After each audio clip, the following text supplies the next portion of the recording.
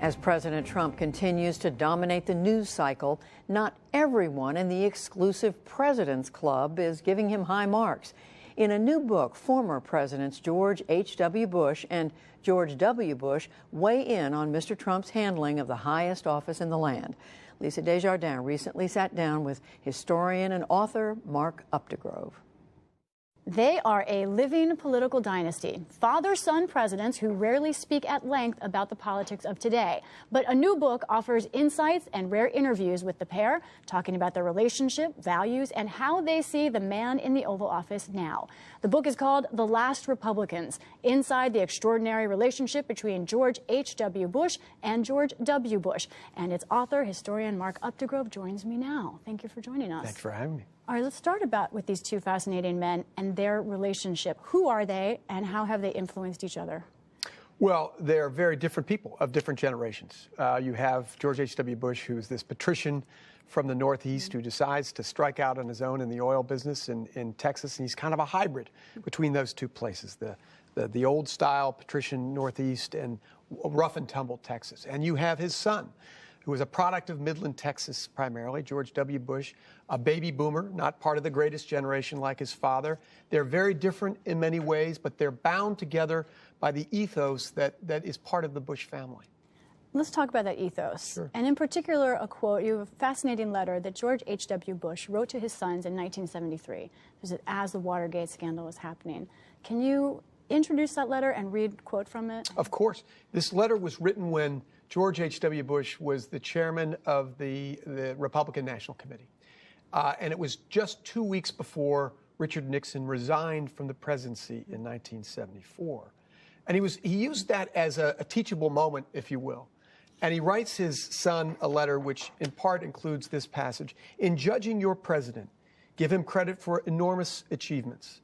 But understand, too, that power accompanied by arrogance is very dangerous. It's particularly dangerous when men with no real experience have it, for they can abuse our great institutions. And it's the last part of it that's so fascinating.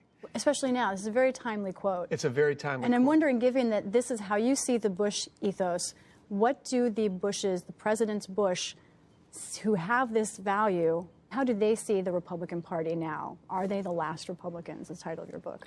Power accompanied by arrogance is a way of describing Richard Nixon. But when George H.W. Bush talks about it being particularly dangerous when men with no real experience have it, that's not Nixon. Nixon was a congressman, he was a senator, he was vice president, he went on to be elected to the presidency twice. So he's not talking about Richard Nixon. It's a hypothetical, but it applies, obviously, to Donald Trump.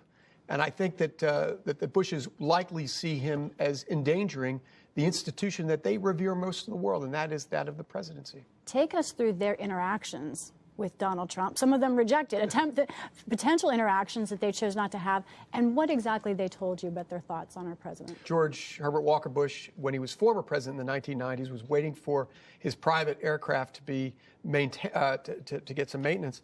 And he was told by his chief of staff, who was told by an attendant at the airport, that Donald Trump was about to land. And would the former president like to meet Donald Trump?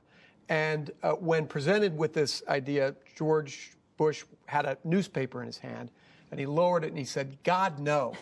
And then he lifted it up again and pulled it down and he said, "Wait, he's coming here?" And she said, "I don't know." And so he put up his newspaper in front of his face to shield his face in the event that Donald Trump came by.